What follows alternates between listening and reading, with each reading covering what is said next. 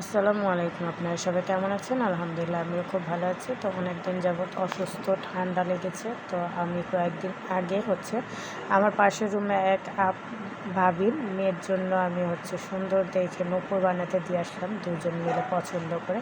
তো নূপুরগুলো বাচ্চা মানুষ তো একটু ঝুনঝুনি না দিলে ভালো লাগে না। তাই একটু আমরা চলে গেলাম রূপার দোকানে। এইগুলা কিন্তু সব কিছু মেটাল, এগুলা কালারও করা যায়। এগুলা সুন্দরই লাগে আমার কাছে। তো আমি একটু দোকানে যেয়ে ভিডিও করে নিলাম। তো কোনটা চুজ করব সেটা ওর মা চুজ করবে। তো পরে দেখলাম ওই দোকানে ভালো লাগবে না, আরেক দোকানে চলে গেলাম।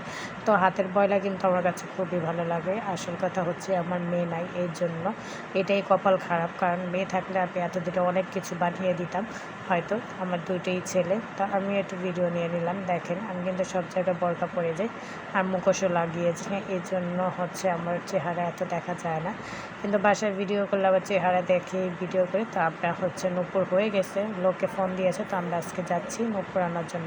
তো নূপুর আনতে আনতে একটা লাশ সামনে পড়ে গেল। তো গ্রামে হয়তো বা মাটি দিবে, অ্যাম্বুলেন্সের তারা চলে যাচ্ছে।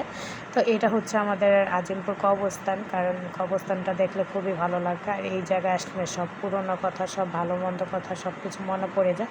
এই জায়গায় কিন্তু আমার সবাই ঘুমিয়ে আছে, কারণ আমার দাদা, আমার দাদি আর আমার চাচা, আমার বাবা সবাই কিন্তু এই জায়গায় ঘুমিয়ে আছে। তো এই জায়গাটা না আমার কাছে খুবই ভালো লাগে। তো এই জায়গাটা এই জায়গাটা আসলে কেমন জানি একটা গায়ে একটা ঝাঁকা মারে, আর সবারই চলে যেতে হবে একদিন। তো ফাইনালি আমরা নূপুরের দোকানে চলে আসলাম। আসার পর দেখলাম নূপুরগুলো পরায় খুবই সুন্দর হয়েছে, নূপুরগুলো ফিটিং হয়েছে, কিন্তু ওর জন্য একটু বড়ই বানানো হয়েছে এই জন্য। তো ও ঝুলাইতেছে। তো আবার আমরা রিক্সা উঠে বাসায় চলে যাচ্ছি। তো আবারও কবরস্থানটা আমি ভিডিও করে নিলাম। তো আসল কথা কি, একদিন সবারই এখানে চলে যেতে হবে। তো এটাই নিয়ম, এটাই নিয়তির বিচার, নিয়তি। কারণ এই জায়গায় সবার শেষ ফিনিশিংয়ে চলে আসতে হবে। তো সবাই আমার ফ্যামিলির জন্য দোয়া করবেন, আর আমাদের জন্য দোয়া করবেন যাতে সবাই সুস্থ থাকে। আর আমার ছোটো বাচ্চাটা কিন্তু অনেক অসুস্থ, ওর ঠান্ডা লেগেছে, ওর ঠান্ডাটা লেগেই আছে। তো দেখেন একজন আবার দেখলাম বাহিরে কোরআন শরীফ পড়তেছে। তা আসার পর সন্ধ্যার সময় দেখি ভাবি পিৎজা বানিয়েছি। তো আমার ভাবির হাতে পিৎজা কিন্তু খুবই মজা হয়।